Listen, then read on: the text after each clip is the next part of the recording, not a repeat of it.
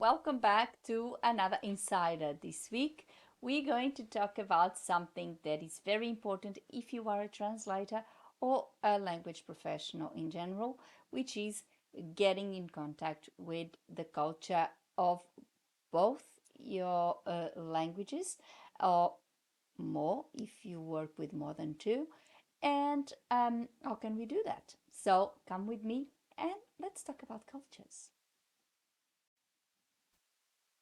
So, if you are a language professional, you certainly know what I am about to say. It is very important to keep contact with both languages that you work with, or more than two, if that is the case. Um, Most of us would live in one country, obviously, that speak one of the languages we work with, and obviously we need to keep in touch with the other. In the majority of cases, it would be our second language. That is the one that we are totally immersed in the culture because we usually move abroad and we live in a foreign country, and therefore we are immersed in that culture, but we also need to keep contact with the culture of the country where we came from.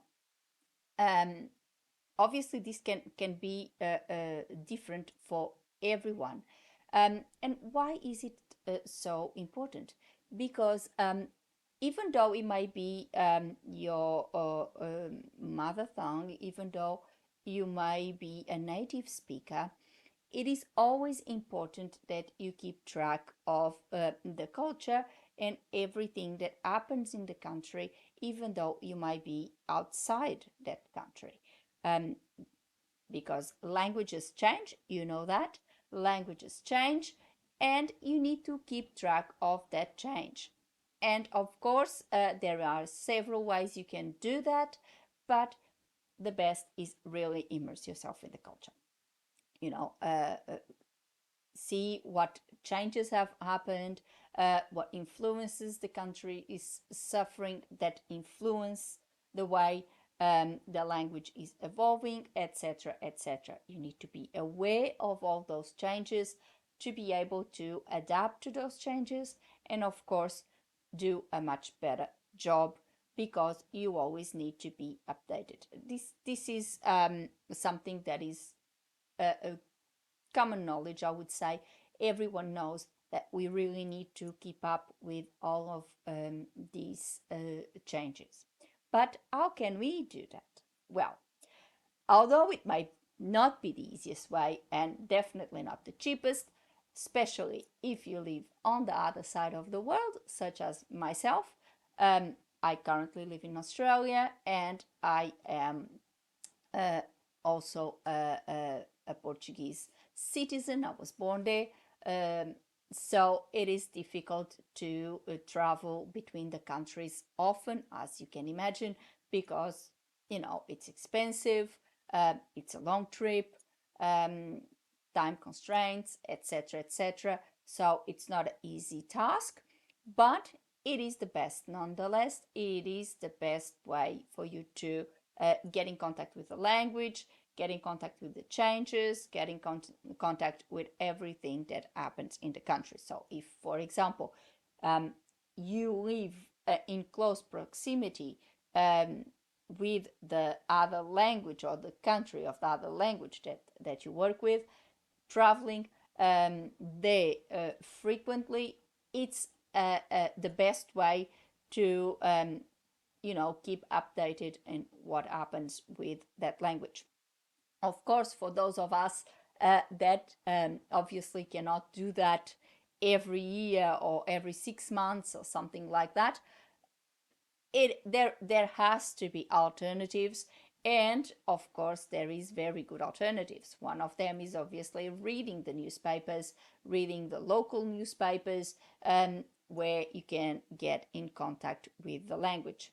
You can also, now with streaming services and subscriptions, you might be even have access of the TV channels from that country. You might pay a subscription in that country that allows you to have access to the the news channels or some channels there, and there you get acquainted, or you can get that constant contact with the language.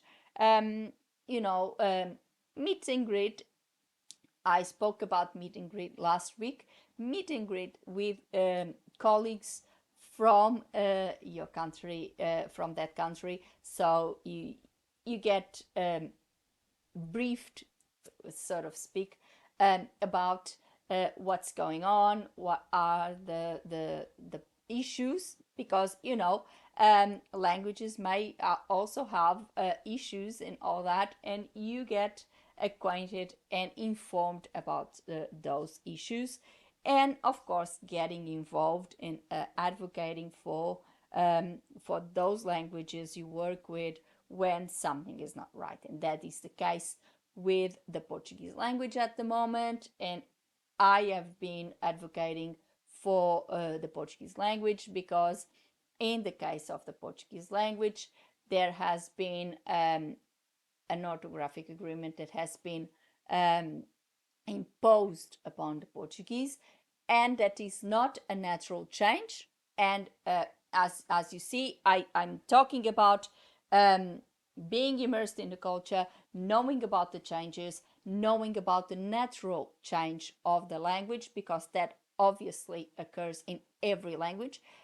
But this was not a natural instance. This was not a natural change that does not reflect the Portuguese culture, does not reflect the way the language is spoken in Portugal, and that's why it's creating so many problems, with errors, with all sorts of things. People are confused.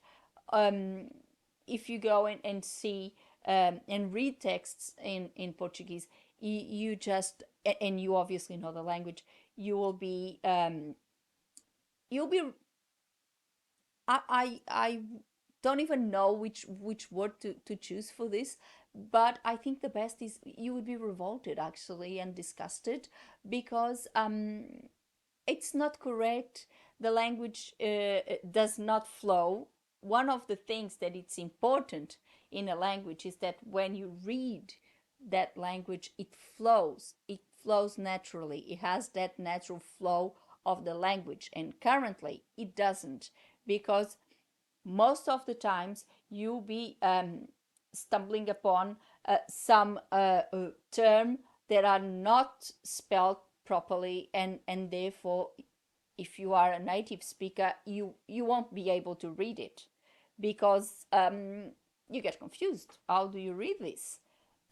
So it's one of those things, and this is something that me and a lot of other linguists like me, but not just linguists, I have said this many times, there are people from all walks of life in Portugal advocating for this orthographic agreement to be scrapped, because it's wrong, because it's damaging the language, it's damaging the culture, it's creating all sorts of problems, including, I believe, including some instances of racism, because a lot of people may tend to create a division between Brazil and Portugal, which definitely this is not about that at all, because the problem here is the Portuguese government that has imposed this on the Portuguese.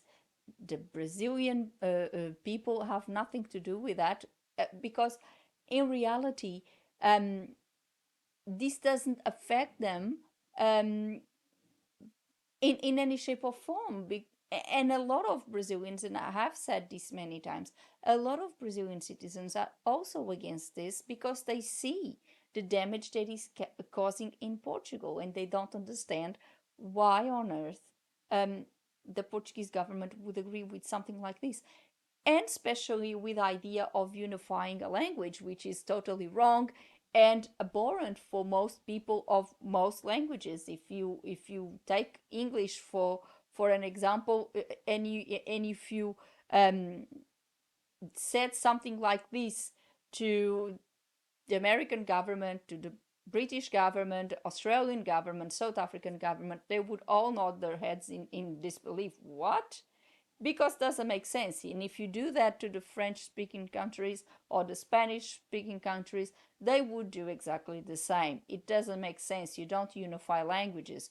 Languages are living beings and they reflect the culture of the countries they are spoken. Of course, the variant that is spoken in Brazil is going to be different from the Portuguese, period. It's the way it is, because Brazil is a different country. They have a different culture. They suffer different influences. Of course, the language they evolved in a different way, and that's to be respected, I think. And this diversity is to be respected, and they should keep their variant, but the language should remain the same. The Portuguese should remain the same, and so does its variants. The Brazilian Portuguese, the Mozambican Portuguese, Angolan Portuguese, whatever you want to call it, whatever variant you want to talk to, they should keep their diversity because it reflects their culture.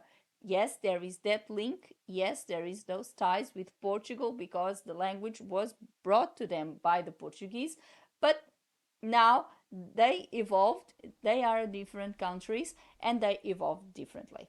And this is what I mean when you should get in contact with the cultures. You should see the natural evolution of the language, which is something that is very important and should be taken into account.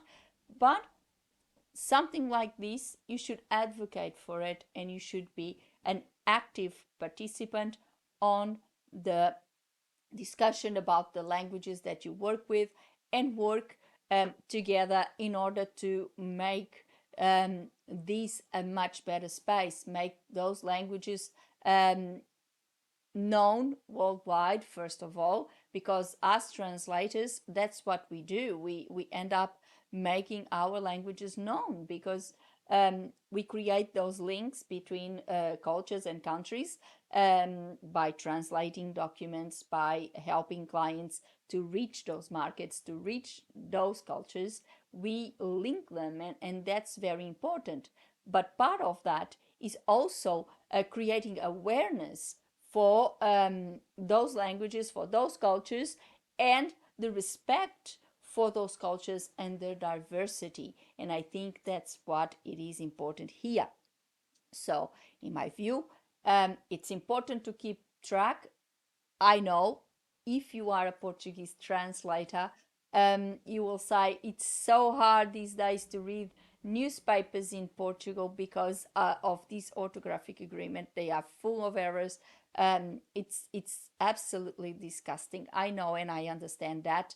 Um, it's hard to read books as well, even though there are some authors that refuse to publish their books with such a thing. Well, I refuse to use it in my work either. It's something that I've been refusing since it was imposed on the Portuguese. I know it is hard, but I believe that if you read or if you get in contact with groups of people that also advocate for the Portuguese language, it is possible. And the same with any other language. Yes, visiting the country is the best option for you to get in contact with all the changes and everything because you see the language day by day, which reading a newspaper or even watching a news bulletin on TV, it's not going to give you the same overview of the country because, as we all know, the news on TV, they are sort of formatted, and the person are reading the news is not the way that you see people talking on the streets, and you see the language being spoken and being used in the everyday life. But it is an help. It is a good way of keeping in touch. So today I decided to talk about this in the aftermath of my visit to Portugal, which was very, very productive, as you know, not only to see firsthand the damage that this orthographic agreement has been doing to the people and to the language itself in the country and its culture, but also to see and in some ways to reinforce my idea that definitely I cannot accept something like this, and I will keep on fighting for the Portuguese culture and for the Portuguese language. So it was great for that. And now I decided to talk about this and tell you about it because I think it is important that we know it. It might not be the easiest part, of course, or the easiest way, um, but even if you manage to do it every 5 years or something like that, it would be a very good way of you to keep updated. So that was my view on keeping your language quality. So for today, I hope you liked this insider. I hope it did give you a little bit of a hint on what we should do in terms of keeping our language. I know that if you are in Australia and if you are a NATI certified translator, that is one of the requirements for recertification. And we will be talking about recertification and logbook, etc., in the next video. So next week, stay tuned. And it is an important part of our profession, as you know. And I decided to talk about it in the aftermath of my visit to Portugal. I hope you like it. It doesn't really need to be complicated. It doesn't really need to. Obviously, you don't need to do it. And still talking about NATI. NATI understands that you can't do it every 3 years for the recertification cycle. So they accept that you read newspapers or magazines or publications in the other country, because obviously you cannot visit, especially if you are in Australia, you cannot visit every month or every year or every 3 years for that matter. So it's totally understandable, but it is a very important part of our of our job and keeping up with our job. And if you have any subject that you would like me to discuss here in our Insider, please leave a comment below and suggest, and I'll be very happy to accommodate it. Or if you have any questions, please do the same. Leave a comment and I'll be very happy to answer you. And put a like on the video and subscribe the channel with a little click on the bell so you get a notification of a new Insider every week. Share with your friends so the message gets spread around. And before I go, I would like to thank you all for watching. See you next week. Have a good one. Bye.